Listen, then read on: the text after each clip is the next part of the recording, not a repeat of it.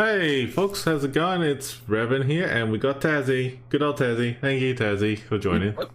Huh? Oh, me. Yeah. Oh, man, it's been a long time overdue doing this podcast. Yes, guys, we failed miserably. Okay, we had enough. We may have forgotten that it existed. Yes, we probably have forgotten a fair bit. I will be honest that we had a podcast? We forgot the podcasting for over 6 months. That long? Yeah, it's like nearly 6 months. It's like 5 months and a half. It's kind of sad. Cold. That shows like we have been too busy doing other things, but that's okay. No matter. First podcast of 2024. Total lack of dedication. Yes. Well, technically speaking, folks, this is our first podcast of the new financial year. Let's go with that. Yes. I like your thinking. Yes, I like that. I like that idea. I like that idea. That's good. Yeah, first podcast of 2024 to 2025. Okay, so this is July now. So tax time, problem solved. Everything's going to be good. Let's just stick with that plan. All right, let's go with that, folks. Anyway, folks, it's good to catch up with you all. So Tazzie and I were talking on the side for quite some time about a few things. It's about ramble, gossip, stuff, shenanigans. It got to the point that, like after so many phone calls, Discord chats and shit like that, we decided to say, you know what, F it, we may as well put the podcast where the hell are we up to now. So, it's like, oh yeah. Yeah.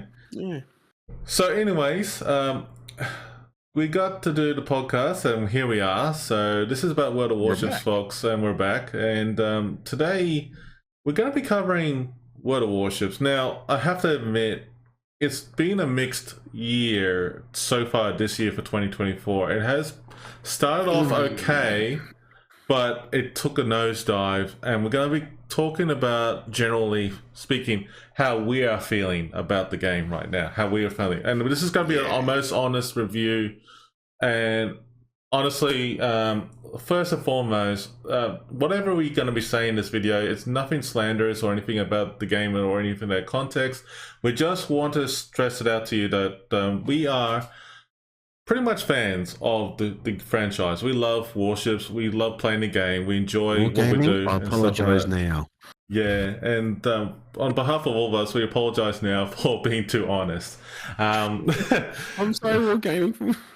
But again, yeah. But I'm just gonna be honest in this video, folks, that we're trying to be quite sincere about this and transparent on this as much as we can, and being very constructive as well as saying this. With wargaming, you tend to get sometimes a bit worked up when they do strange things. Yeah. All right. So not too long ago, you can actually somewhere near here. That we started off with the summer sales. Now, I have to admit, wargaming, the summer sales, it was a bit of a huge letdown this year. It really was. Now, first and foremost, I want to touch base about a couple of things. There was one thing that was done, seems to be a yearly event, like the trade in your warships, your premium warships for a new warship thing. Yeah, that thing. Honestly, for me, I mean, I do see the pros and cons behind this, but first and foremost, the rare warships or special warships that are very rare in the game should never be tradable to begin with. It's a trap. It's a damn trap. Yeah. Unfortunately, I have heard so many phenomenal stories, and I have heard some people, one phenomenal story. Yeah, I know. Same here. There are some people who have traded their Georgias, Missouris, would you trade a Georgia or other things like that to get a different ship that's still available in the game, which is so messed up. That again, this is why I'm saying to everyone out there that whenever you have a rare warship, I know that not everyone plays all their warships, and myself included. Even I'm a CC, and I fair share of queens. yeah. So even as a CC myself, I mean, like I have so many ships to play, but it's great. But the point of the matter is that what I'm trying to emphasize the whole point here is that when it's a rare warship that you cannot buy back in the game, please do not have that functionality available to be traded in for, like... Yeah, I mean, some of the choices they had an offer, you're scratching your head to why would you trade that in the first place? I mean, I did do a trade. I'm going to be honest here. I did do a trade. But it was Ragnar for Menegumo. And that's a steel warship, and so... Ragnar's still there. And to be honest, I got Ragnar. I was excited for it. And then I tried it a couple of times and decided, don't really like Ragnar. Yep. And you and I were talking about it, and you just felt like, at the time you were excited about it, and you enjoyed the fact of it's a steel warship, it's a gunboat warship, and it has radar, by the way, which is pretty cool, by the way, folks. It is a good steel warship, don't get me wrong. Look, Ragnar's a good training ground for Forest Sherman at both the same speed. Slow. True. The only difference with the Forest Sherman obviously had those angled torps, and that was it. But yeah. And smoke. Oh yes, that's true. This is true. Smoking Ragnar. That's right. Yeah, that's right. But it's like I've got radar but no smoke. Great. Yeah, but the Mini Gumo, on the other hand, I mean, like, there's a lot of good things about the Mini Gumo. We saw it, when it first came out this year. I thought it was a great destroyer to begin with when it was first introduced this year. Destroyer. Yeah, it was great. I mean, like, that was the, to be honest, Wargaming, you did a great job with the Mini Gumo. I have to praise you for that one. The funny thing about it all was that the trade-in ships, it's got to stop in a way that if you have any rare warships, that any player has a rare warship in their port, that thing should be banned, hands down, to be able to be traded into anything that's existing in the game. Because, like, if it would make sense, in my opinion, if you had the doubloons and resource bureau and steel warships that's currently existing in the game. But yeah, it should be there, but not as it is now. Yeah, because what I've said years ago is trade function would be great if you could say, I've got, for example, Missouri.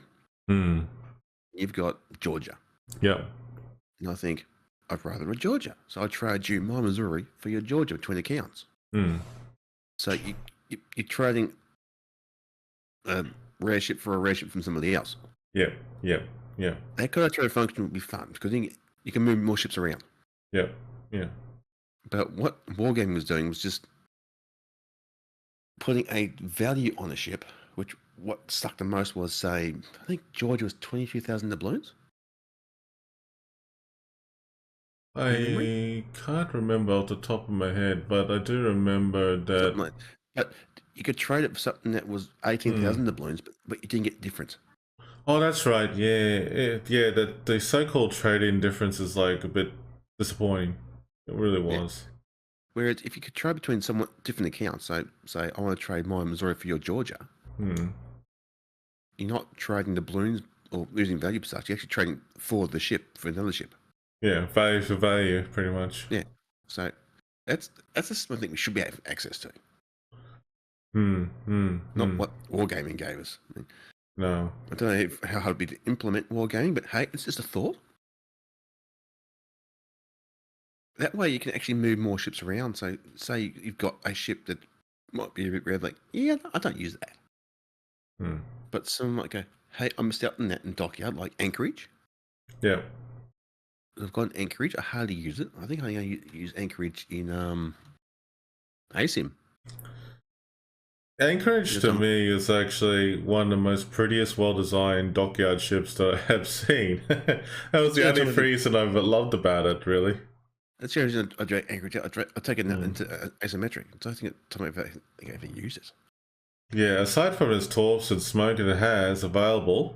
So I kept that and didn't trade it in the Great Trade. But if someone's, I got Anchorage and want to trade and make something for it, like what tier is Anchorage? Tier's 8 from memory. So something from there, it's tier 8. I'm going, well, that's cool. I'd rather that. I might use that. I'd trade in the anchorage. Hmm. I mean, that's the kind of system I think we need. Hmm. That's just my view, anyway. Yeah, true. Aside from that, the other thing about the summer sales that happened during that time was a bit of a disappointment here, and there's a lot of to do with it's not more about the summer tokens. Now, the summer tokens for what they did this year was a little bit better, not that great, but better in terms of, you know, like the opportunity to get, you know, like some different camos that you couldn't get for quite some time, which is pretty cool. I mean, like, I respect that one.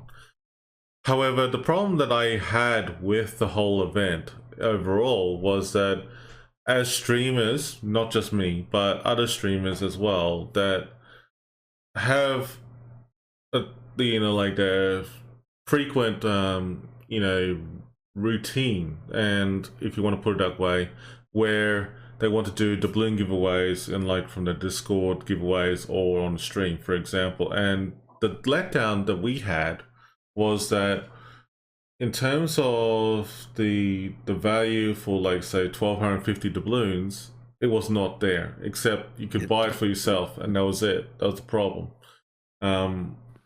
There was like the 2500 doubloons with the extra, you know, summer tokens on top of that, but we felt that the price of the value for that should not have changed. It should be the same value as the 2500 doubloons, which is just stupid. Which is current right now, you know, as it is. I mean, like, I have to admit, if you got the money for 75k doubloons, which is phenomenal, I mean, like, yay, fork out like $400 for it. That's Australian dollars, by the way, folks, just to clarify. But if you had 400 Australian dollars, and that's bragging rights, again, I'm just saying that if you had the money to buy it, you'll be happy to get it, and then you're all good. But I mean, like, I have to make the buy, be paying my bills probably. Yeah, that too. And then we had the controversy on my stream. Now, it's not just my stream, but for other people as well too. And this is where it came down to, which is pretty cool. So I want to openly talk about this to everyone here. So Tazzie was there as well when he saw a few comments was being made. Now, this is actually, funnily enough, birthday coupons. Now, we know what birthday coupons are. Yeah. So if your birthday fell in the month of, you know, late May, early June, or the entire month of June, you're screwed. Just putting it out there. But the thing is that all it took for me was to actually reach out to Wargaming and actually clarify, and I quote, to clarify about the process of how the birthday coupon could be made available, quote unquote, for players to redeem the birthday coupon on, you know, earlier. So all it took was like, because, like, you know, it didn't take just one viewer, it was just many viewers, and then basically many. So snowball. Yeah, so folks, for those who are watching this video, I just want you to understand that your feedback to me was very important, and I took it on board. And the good outcome of it all was, like, you know, that Wargaming backstage behind that one, didn't we? Yeah, there was a fair bit. Without breaching NDA or anything like that, the short version I can say is that what Wargaming did tell me is that they understand the situation, and they believe that the best course of action is that for anyone who has a birthday on that particular day or month or whatever it is, you have to contact customer service, and they will give you the birthday coupon, and it will be made eligible for everything that's available on the premium shop on that moment. Now, I have to admit that it's one extra step that you could have done without. You shouldn't need to take it. Yeah, it's just one extra step that should not need it. I mean, like, I will admit, I mean, like, some people in chat, I have to admit that they were saying that, you know, like, the best course of action was to actually change your date, quote unquote, which you can do once every 365 days. To a different date, you know, like that you prefer, that you can use it on, and that's the only way around it to get away from that stupid summer sale thing.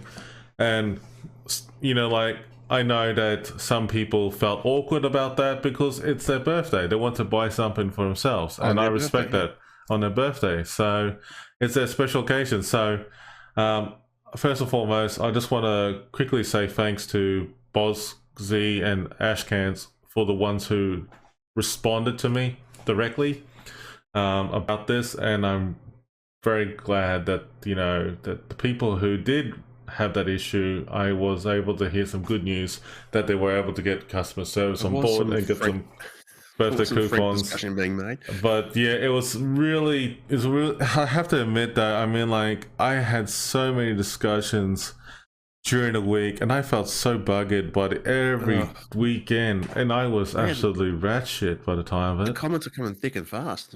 Like, we couldn't keep up. Yeah. But I'm glad, you know, something good came out of it, and that was the main thing. But the next thing we're going to talk about is about the general state of the game. Of the game, yes. What is happening with the game? And it's a big question in numbers, isn't it, really? That's the big question.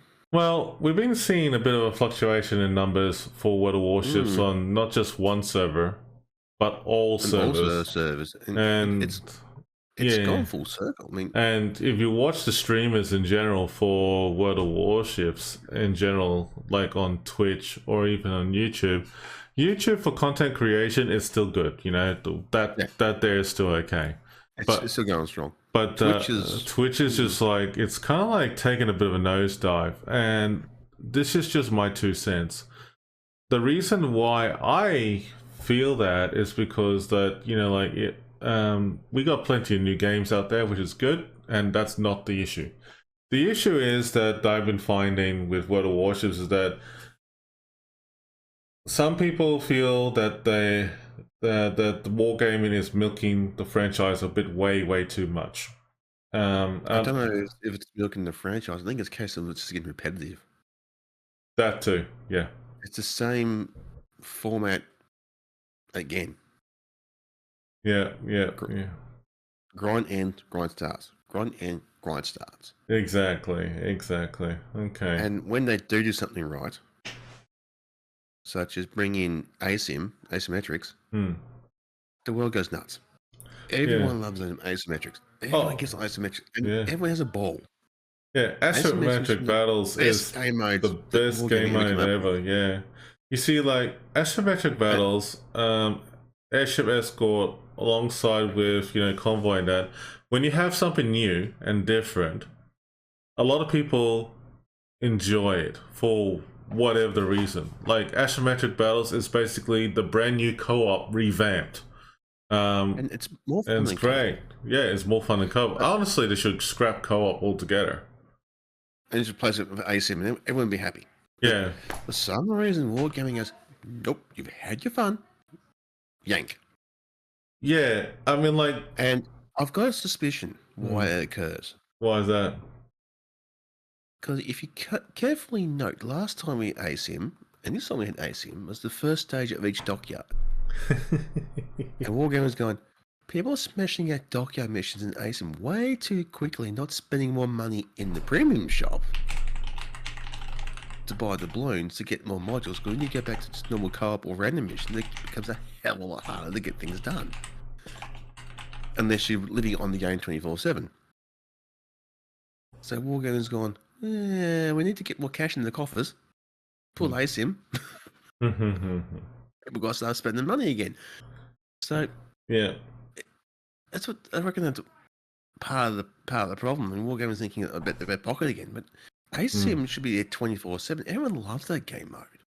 Well, here's the funny thing with asymmetric battles. When I was told, and this was a few, you know, months ago, and then last year as well, and then they being wargaming, they said along the lines of that asymmetric battles wasn't very popular to be a permanent game mode in the game. At the time, and then I turned around and said, to myself, like, how is that possible? You actually pay attention to your own data there, what game? Yeah, I just said to myself, like, how is that possible? Because I'm sitting there going, like, that make no sense whatsoever. So I just, I respected the view, but their own data should have told them how popular everyone. As soon as everyone jumps on it, it goes nuts. I mean, like, last time I checked, you're playing it, I'm playing it, everyone else with you, on my streams doing it, and then even the people we see who's streaming it is doing it, and then we're doing like 2-3 hour streams and just ace him. I mean, like, last time I checked, the longest stream I ever done was 12 hours, and I shit you not, 6 of it was asymmetric. I mean, like, I shit you not, that time was freaking awesome. I mean, like, we were nuts. It was great. I mean, like, I don't want to exaggerate too much, but the short version is that it was a good way to get people together, having fun together, doing things, even with not, doing much technically. The best thing that but it's great. In my book is not everyone likes randoms. That was the biggest thing. That was the biggest thing that everyone was talking about. And yeah. People like, okay, I'm finding other people. Especially on Asia. Yeah. Where a lot of the top clans play daily. And it gets very mind-numbing as well, because you get yourself deleted by players in Asia who spend their day 24/7 playing WoWs. And you think, why am I playing this one? I'm getting my ass kicked 3, 4, 5, 6, 7, 8, 9, 10 times in random. I'm going to operation or co-op. Sod this. Yeah. I had enough. I actually almost fell off the chair at one point, saying that my best random gameplay was my Venom, and I was like, "You serious? What the hell are you trolling me with this thing?" And I got like over 70% win rate on this thing. It's like, what the hell? And I know there's people out there who don't like playing random because they just don't want to play random. There's no interest to them. And the co-op, but in co-op lasts you 5 minutes, if that, because being co-op, people use it to knock out things quickly, like missions or whatnot. Yeah. So you jump in the co-op and we have just chilling co-op. And out come the Marsos, out come the Clivers, they come autofart, tear in, take out all the bots, and it goes over before you even get there. You sit there and go, why am I playing co-op for? It's just painful. Yeah.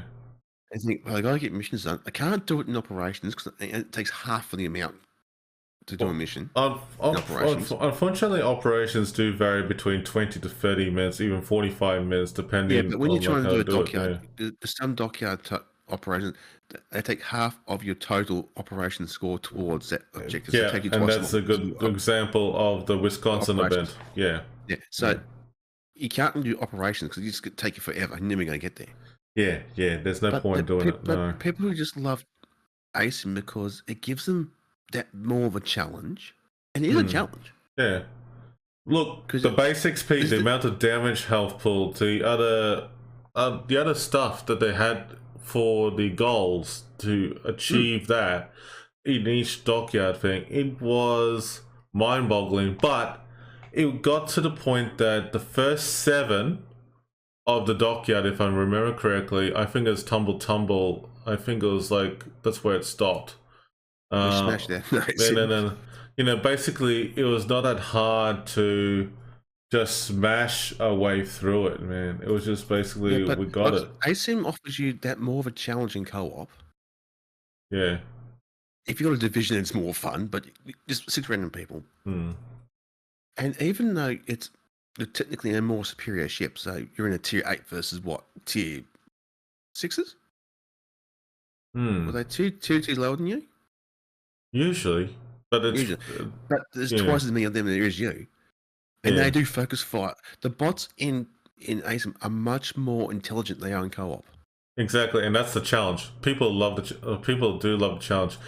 Those who have played warships for quite some time, I should emphasize that point.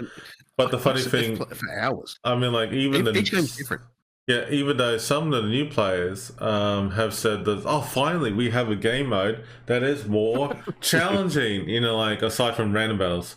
And then, you know, like I even hear my dad shouting. He goes like, "This is great. This AI is a lot more better. It's improved. It's better. It's challenging."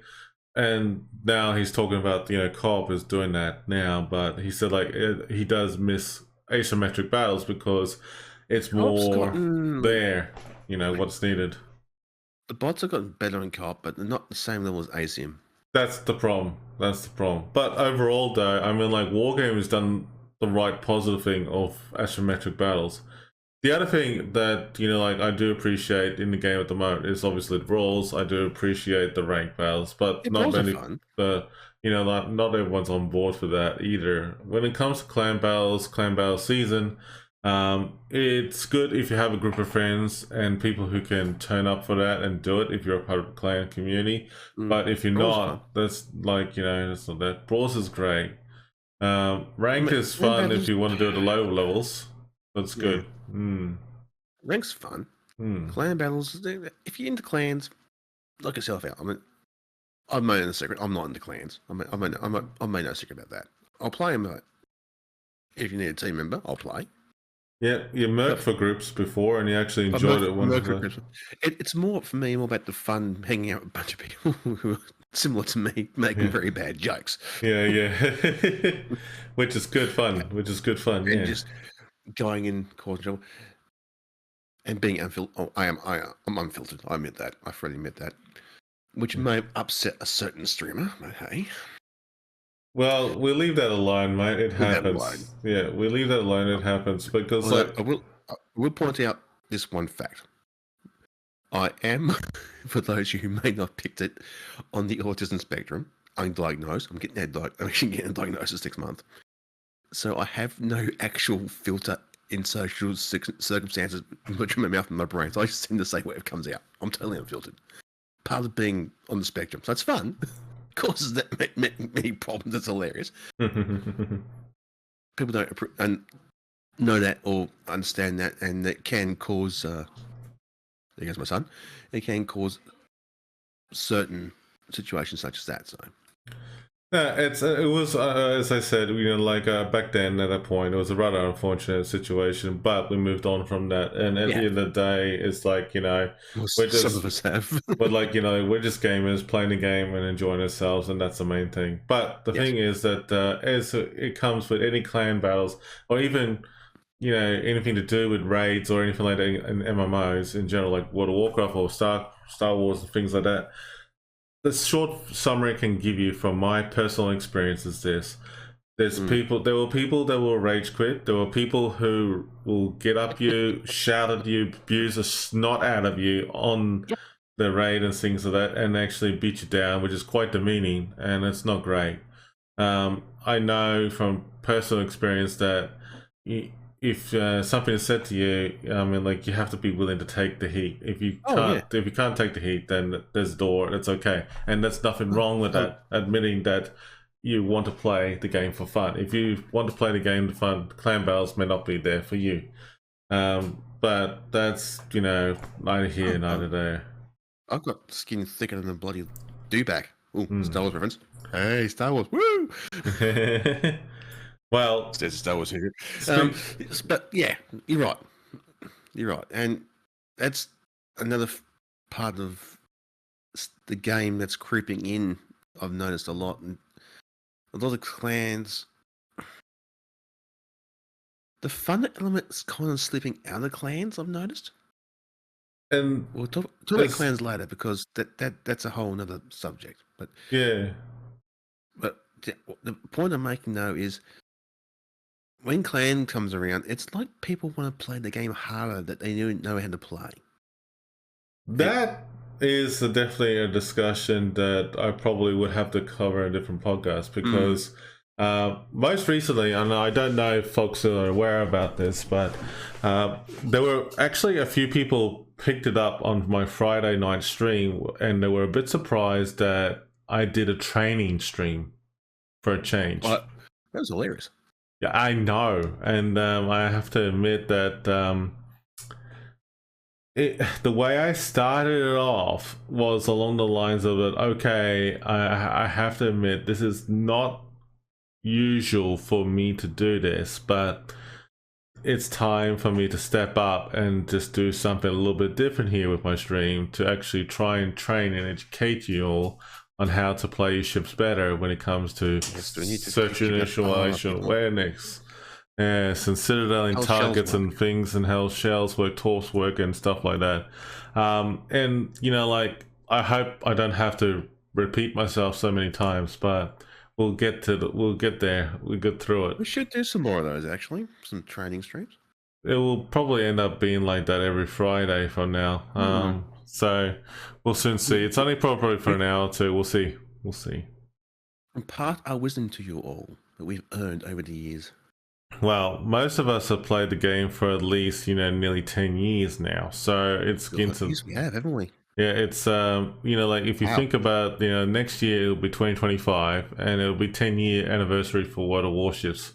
And if you think about it, the game came out in 2015. So when you think about it, the alpha and beta testing for those who played, you know, a little bit earlier before that and then have done the scars, got everything to prove it, and then now went to the live game and then pushed hard to get to where they are today. It's actually quite phenomenal. I mean, like, I have to admit, when I first played World of Warships, it was the first game that I really enjoyed to get away from World of Tanks, because World of Tanks was kind of like went down the slide, and that's why World of Tanks back then, the topic about the state of the game is actually now coming back to haunt us in World of Warships for different reasons. Yeah, so I mean, we're looking at numbers again, and it's fluctuating.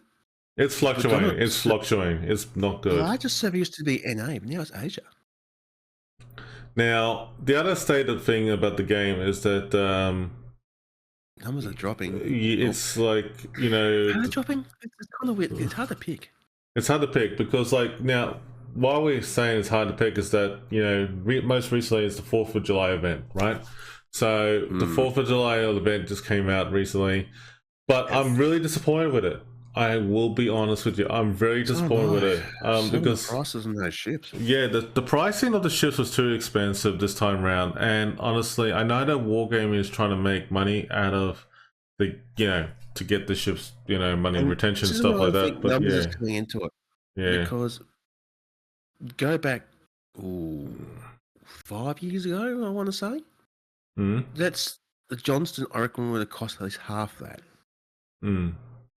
Because what I figured they're working on is X amount of players, and then let's say divide that by how many transactions they usually make, gives them a rough figure, and they dial that down to how many they realistically expect would be bought to get a final figure. That's just me doing some rough game math in my head, basically. Yeah. And that gives them a figure of stupid. Yeah. That they attach to these ships, because the number base isn't there to support a lower number. I mean, that's the end fact. Because numbers are dropping the game, prices are going up because there's not enough people to create that discount to bring those prices down. Well, that's true. I mean, like this, there could be that logical reason. Yeah. This leads us to the next point. Is it time to merge all 3 servers, so you got a larger player base, which would then drive prices back down again? The problem with merging 3 servers is this, that I've seen, you know, like a lot of discussion going back and forth for quite some time, but I'm going to put it into context that what, like, say, World of Warcraft did for Oceania and US servers is that they had cross-realming, which is pretty good. But even though you're able to play your server on US server with the best ping rate and everything, same with the ones in Oceania, but even if you cross-realm with the friends. Don't merge the servers, so that's still regional. So you got your ping rate, but they are cross-realm. Yeah, same. I mean, like, they need to do cross-realming for all servers. Like, you're still on Asia server, but you're playing some bloke who's over in EU. Same thing, like cross-realming for rank bells, cross-realming for random bells, all the game modes, every single one. All game modes.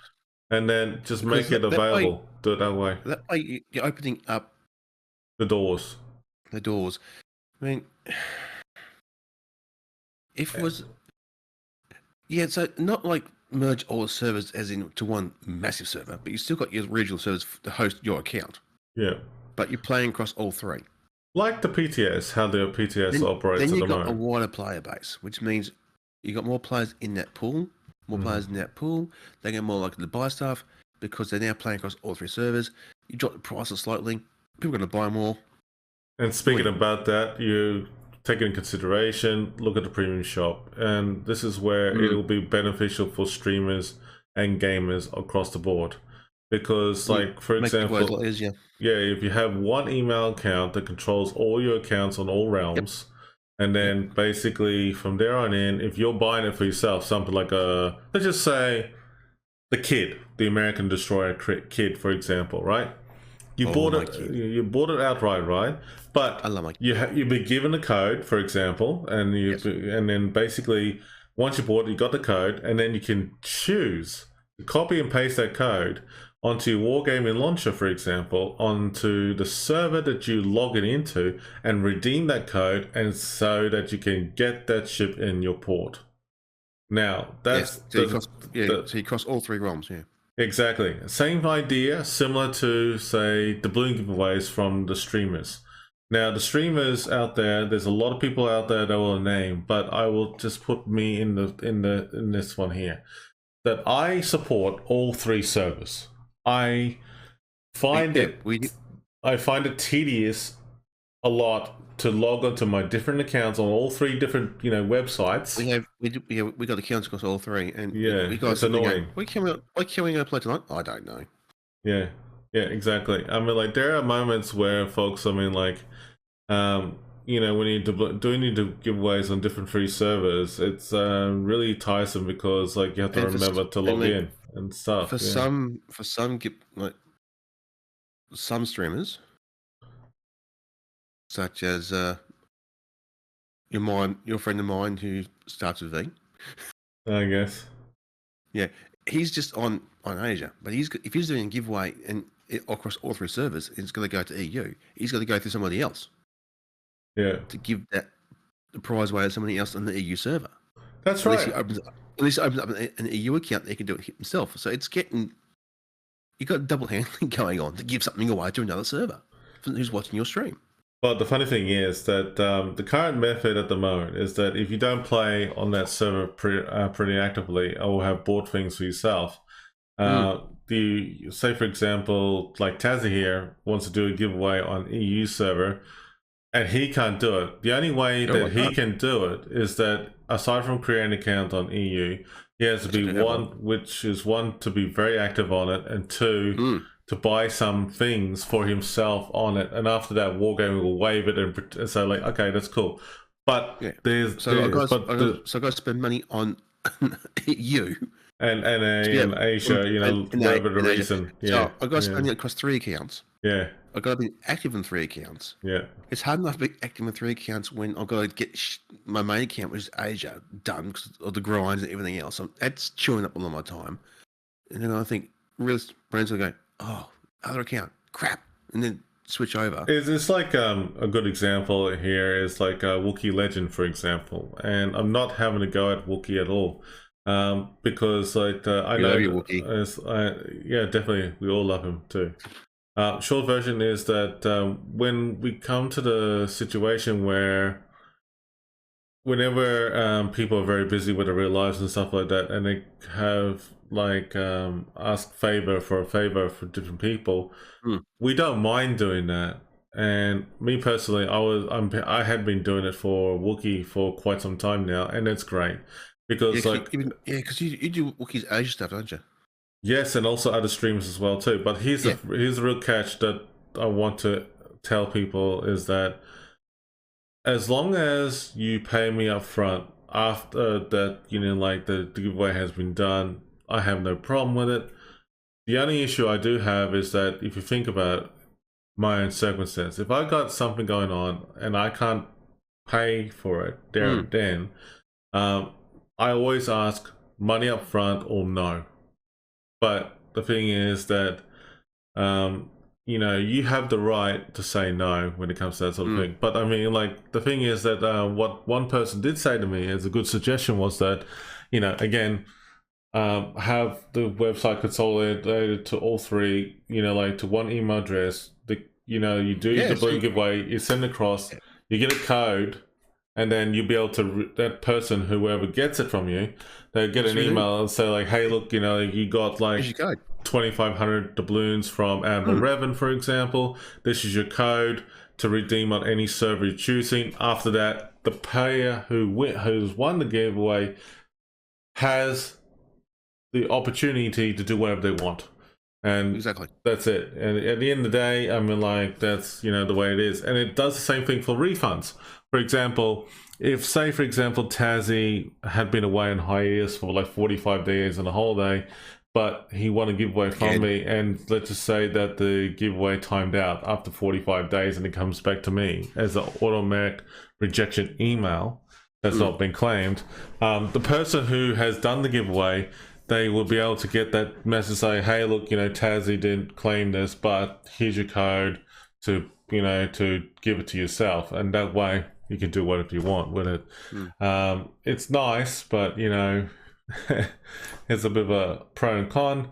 But then again, there are some good ways to get around this. This is not just for doubloons, but for ships as well, flags and things like that. Everything. It would be nice to have all my ships on Asia across all three accounts. The same, you have to get multiple ships, multiple accounts. Dude, I'll be honest with you. If they merged all three accounts into one account in terms of World of Warships, I will be probably bloody rich with all the doubloons and all the steel, the coal and everything on top of the tenfold. And I'll probably sit down and go like, wow, that looks like my press account. I don't need to play that for a little while.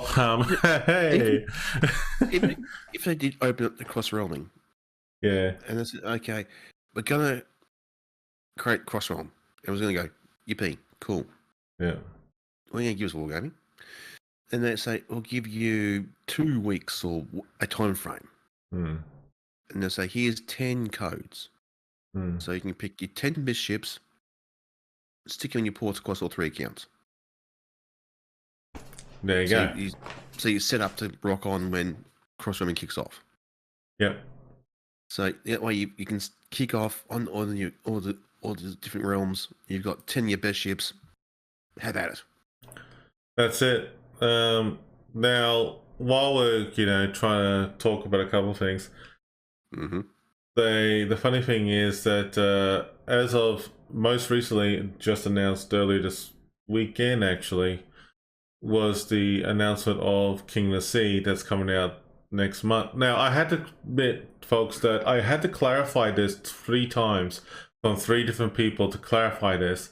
And it is true. Really? It is true that King of the Sea is actually starting earlier this year in terms of, because around this time of year, King of the Sea is supposed to be appearing like every 6 months, as you know, because it was hosted twice a year. So the first time is around about like April or May, thereabouts. And then the next one is 6 months later, and it's around about October and November. Now, for the first time this year, I have to admit I was shocked. And I said like August, September. So basically I'm looking at like, hang on a minute. So you're saying, it's like, hang on, it's like literally next month. So basically it's saying like, hey, we moved to King of the Sea to August and September. So yeah, but look what they've been doing though. I mean, all of a sudden we heard out of the blue. Yeah. So we were sitting there doing our own thing, as we always do. Yeah. True. Having a conversations that occur off stream for certain reasons. Oof. And then we all of a sudden out of the blue we hear, dear community from Wargaming, clans. Like, yes, Wargaming. Clans now count as your qualifier for KOTS. We're like, hang on, what now?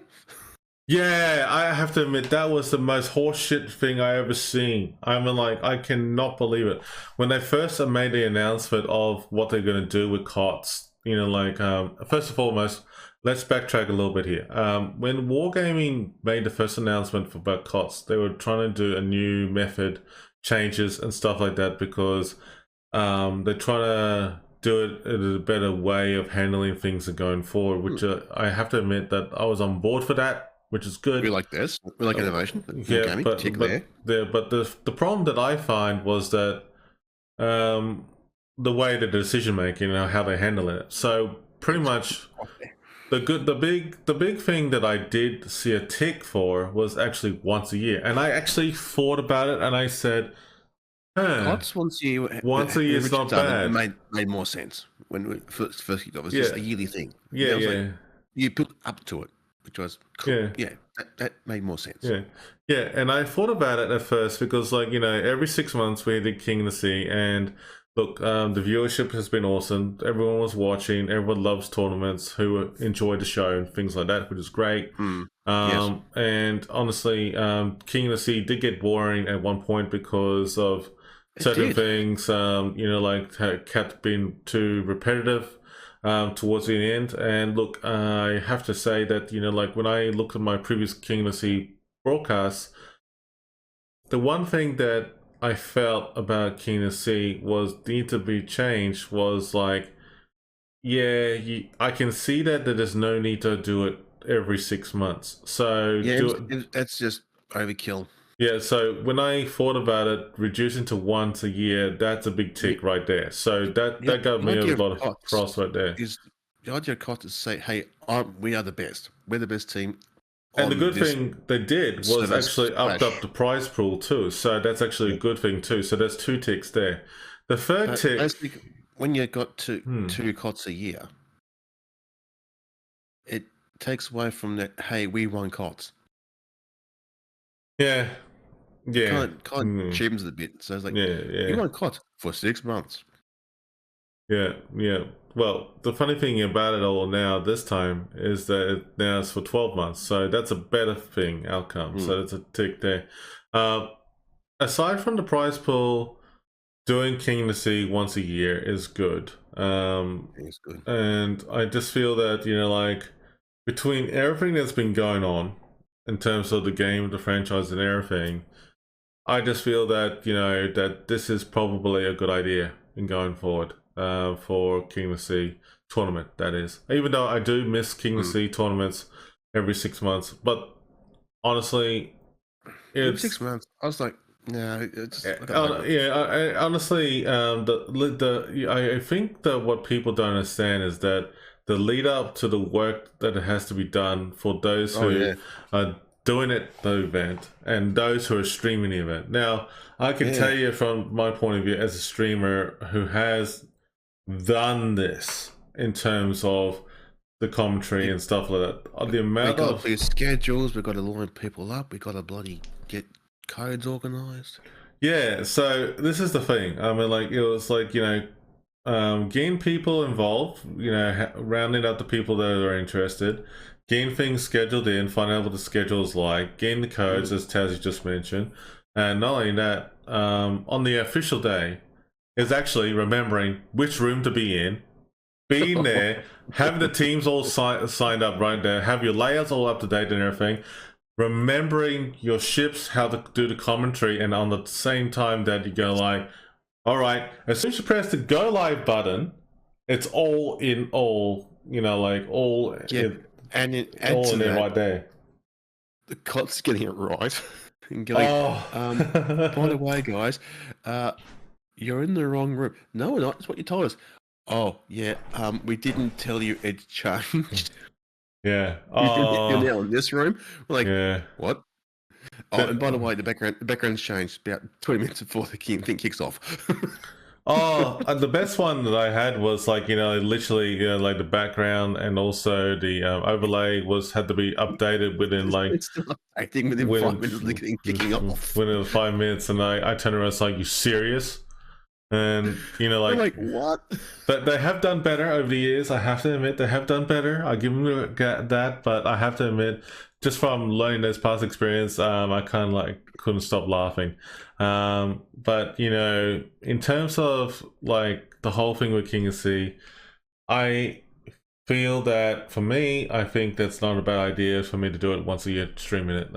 Because like actually. I will be honest with you that I had been streaming King of Sea for about nearly 3 years now.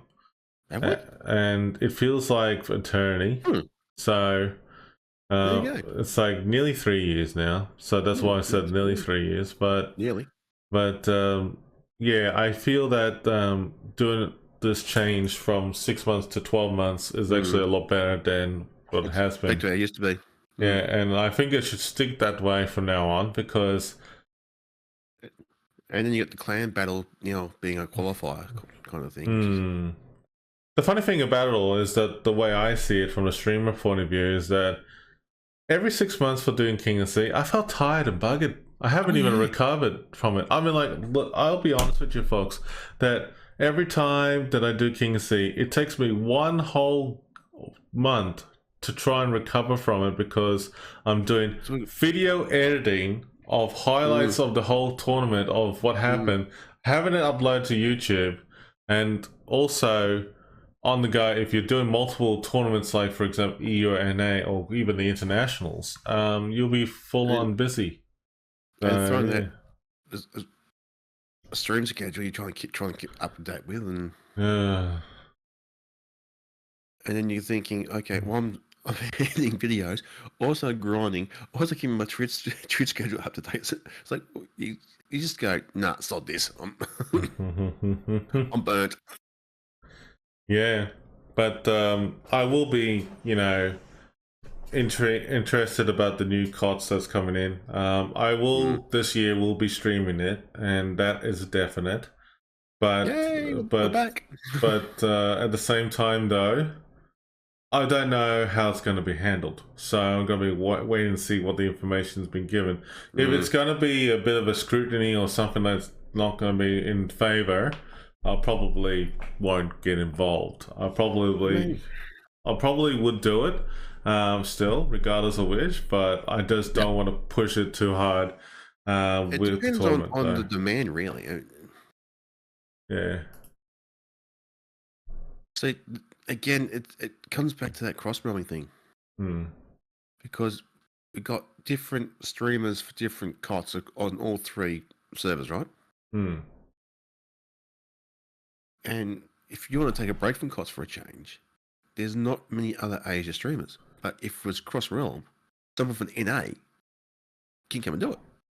Well, you see, like the streamers from NA or EU, for example, did come over to Asia, and they had press accounts to log in and stuff like that. But I have to admit, I have to praise that there was one person in particular that I will praise in this video that woke up very early in their time zone to stream it, and I have to say I applaud you very much, because the one thing I will also mention is that for me, when I did the NA streams, for example, there's a lot of coffee involved in that stream. There was a lot of moments that I said to myself, why am I killing myself in the process?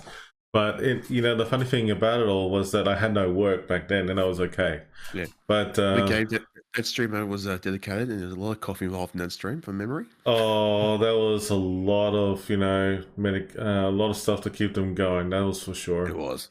But like, in all seriousness, though, folks, take my advice that whenever you're doing tournament streaming at all, and for different realms and different time zones, remember to get plenty of rest before you actually do the event, because the lead up to the actual event and actually streaming it and broadcasting it, it will be a lot of work involved just to make it happen. Oh, I don't know. Sleeping in stream's not that bad, is it really? Just as bad as sleeping at work, I guess. It was just the grand final stream, nothing important. Oh, we won't mention any names, Tazzie, that someone who fell asleep halfway through the stream, and honestly, it was actually a pretty good introduction of, like, how do you find it, like, the battle there, mate? It was like... Towards the end. I was kind of like, wow, he dozed off all right. I'm like... It was towards the end. Yeah, I was actually hilarious. I thought it was hilarious. We thought about muting the poor bugger on the stream at the time, but it was hilarious. But it was great. It was great content. It was a long stream. Oh, dude. I mean, like, I have to admit, though, the King of Sea tournaments, this is one thing I loved about King of Sea tournaments, is that if you have a tiebreaker, it brings a bit of a showdown, which is great. But if you didn't have enough sleep and you're falling asleep, well, that was interesting. We've got a tiebreaker. No, just someone win it. we had someone like who was like in the background, and we had a tiebreaker, and all I remember was like, "Oh God," and then the "oh God" part was actually 30 minutes long for the delay for the lead up to the next battle. So that was the longest delay in history because like I cannot believe it. But I have to admit though, it was probably that made my night that night. But the problem is that with five battles for a best of 3, oh my God, that was a long it's so full on. But I have to admit though that I really do appreciate everyone's dedication and determination to just try and hang in there. And I think that stream went for about 6 hours. Or something like that. Yeah, it was late at night because like we started at 5 in the afternoon, and it was literally we finished around like nearly midnight and Australian time, and it felt like we're doing a second job, like literally. And then the funny thing about it all is like we're not getting paid to do it, so that's hilarious. It's voluntary work. Yeah, voluntary. I did say it out loud. A free t-shirt. Oh yeah, I love my t-shirts. That's great. You got t-shirts. I got t-shirts. I love my t-shirts. You got t-shirts. Yeah. But in all seriousness, though, I thought it was kind of funny about the whole thing. But yeah. In a way, I mean, like, long night. It was a very long night. But hopefully this year it'll be a good one in a way, regardless of which. There we go. Yes, here we go. So, before we wrap this up in the video, we want to let everyone know that the podcast will be coming back on a more regular basis between Tazzie and I in the near future. We'll try to remember. And we try to remember, yes. Okay, so, next podcast is 12 months, Tazzie. Okay, no worries. Also, excellent. It's great. Yeah, 12 months later. Like this is, you see, you like end the financial year, first podcast, and then next year is like, like in June, it's like, this is the end of this financial year podcast. It was great summary right there. No, I in all seriousness though, folks, I think what we're going to try and do is we're trying to aim for at least every 3 or 4 months, around about a time frame, and then just look at that way. And short version of the podcast is that we'll talk about like how we're feeling about the game, obviously, and at the same time that anything about certain events and our thoughts about it all and how things could have been improved and stuff like that. So I think what's going on in the world of wargaming? Yeah, but look, World of Warships in our opinion right now, they got a lot to learn. Unfortunately, some bad habits. Unfortunately, the bad habits are coming back. And they need to stop that and change. So hopefully we'll see some improvement in the next quarter, like the next 3 to 4 months. If Wargaming had a wish list, although I just want to, the first thing is like just give me ASIM permanently. Asymmetric is a permanent feature. Yes, please. Make it the new co-op. Or make something, aside from that, make it. We'll build it from there. Bring back, what I would suggest is that review everything that has been happening in the game for the last 12 months or the last 2 years, for example, and then data war game and look at what can be brought back in and then keep it in the game permanently. Because at the moment right now, we're getting too many new ships, too many new stuff out there, and don't get me wrong, the new stuff, like for example, the Johnston and the Rhode Island and stuff like that happened not too long ago, the Miniguma and that. It was all good stuff we have seen about the ships in general. But I want a Johnston. But honestly, the prices are just not that great. It's just horrible. I can't afford one. No way. I mean, like, look, I will be honest with you. I mean, like, the cost of living is not making it easy for anyone out there, and a lot of people are bitching about it, and still struggling, and that's okay. I myself, I mean, like, I still find it hard at the moment. Well, I'm feeling the pinch about it. I actually feel the pinch right now to do with anything to do with the balloon giveaways or ship giveaways themselves, like when I do free out of my pocket. So when I saw the price at Johnson, I'm like, you got to be shitting me. Yeah, honestly, that's how I felt as well too. I was like this close to get it for my dad and even for myself for my NA account just to support the community. Because I always respect the Americans and also the EU community as well too. Don't get me wrong, I'd always do that, you know, for special events. But I was really disappointed. I was really disappointed. Yeah, history of the Johnston's fascinating. Yeah. Well, overall, I mean, like, you know, whether you're like a collector, a historian, fan, or whatever it is, you know, like all the above, it was a bit of a huge letdown this year. It really was. I'm really sorry to say this, Wargaming. I mean, like, I just felt that you could have done better with the pricing of the items. For a ship that's holds a key... I'm trying to find the words here. A key place in the history of the United States Navy. It is one of the biggest... I want to say... For a ship that was sunk by other ships, it's weird to say this. It's one of the US Navy's biggest points of pride in what the Johnston did. It's etched in history. It's immortal to the United States Navy. Well, speaking about that, the funny thing is, Tazzie, when you say pride, right? I felt like it hurt our pride a little bit in a way, even though I'm not American. Yeah, and by default, to the NA server, a lot of them know that history, they have a deep interest in the Johnston. And then Wargaming says, well, we're just going to gouge that. Same thing with the Wisconsin, for example. I mean, like, a lot of people were disappointed about that. I mean, like, I don't know where people's mentality went with the Wisconsin about you can get the ship for about 3,300 doubloons or something like that, whatever it was, the first starter pack, and they said, like, you can get it outright. Unfortunately, a lot of people went down that road and never got the Wisconsin. And I still know this for a fact because for me, if it weren't for asymmetric battles and buying 2 of the starter pack phases, I would have not gotten the Wisconsin. I'm lucky to get on Asia. I didn't get NA. Yeah, I actually was very proud they got it on NA and Asia. We won't talk about EU, but anyway.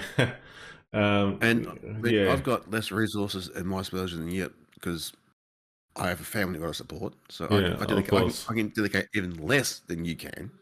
You've got a bit more disposable income than I've got. And when we went from asymmetric to random and co-op, I'm like, I had to balance up. Can I afford to buy more doubloons to actually finish Wisconsin in time? The answer was no. And I actually had to buy, I think, a few more additional stages just to finish it before the time ran out because I'm sitting going, I ain't going to make it. I got to bite the bullet and scrounge some doubloons and buy some more stages. Yeah, there are some people out there that, you know, like if you have saved up a lot of doubloons and you're willing to just buy it outright, that's definition whaling. By all means, help yourself do it. But then again, I mean, like, the only way to get doubloons in the game, that is, like, doing your dailies and stuff like that, or missions. Whereas... I cocked up and I only bought the small pack. I didn't buy both packs. Whereas, like, the other alternative to win the balloons is obviously from your friends, streamers as such, who are doing it. I should have bought both starter packs. That's my biggest mistake. I think... Just a small one. The funny thing is, when I did a Wisconsin video, I actually did about 21 attempts to make that video. And every time I made a video, I actually boxed it up when I was trying to say that the 3300, you know, doubloon thing is the better option. And I kept stuffing it up because people gave me the wrong mentality to say it to me. And I turned around and said to myself, that actually doesn't make sense. So in the end, when I waited after I did my grind on Asia, for example, and I was literally within 30 days, I shit you not, within 30 days, I got to the Wisconsin stage 29. And then as soon as that happened, I just turned around and was like, you know what? That's it. I'm going to make my video. Bam. Done. And then made a point. Case of point right there. So that was the only reason I did it, just to put it out there. But yeah. Yep. Anyways, folks, I think that's pretty much a wrap there anyway. Yeah. But Tazzie, what's your final thoughts for this video? Be nice to your mother. Well, aside from that. Final thoughts. At the moment, there's a few things the game can change, as we all know. Wargaming needs to pay more attention to their own data. And their player base more often, actually. And the player base more often.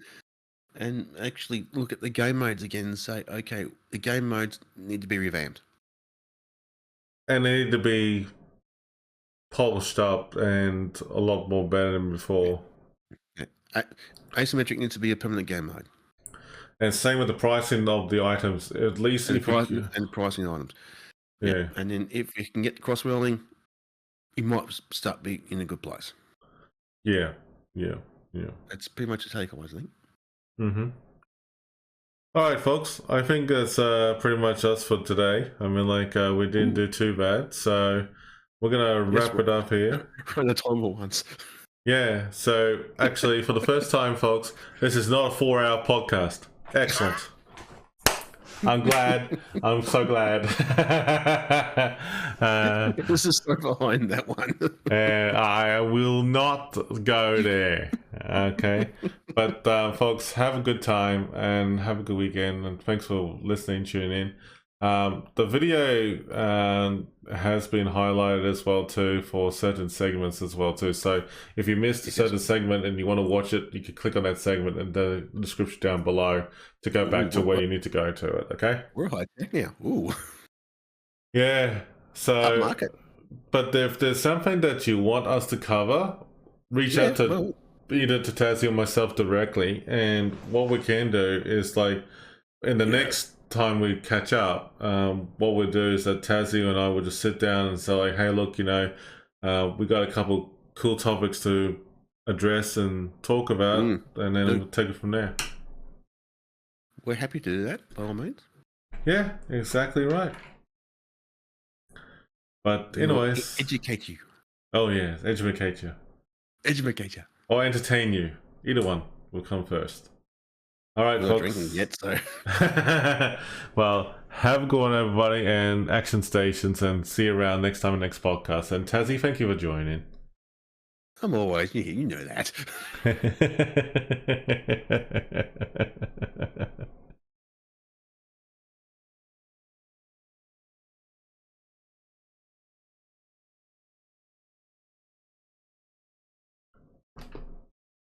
Done.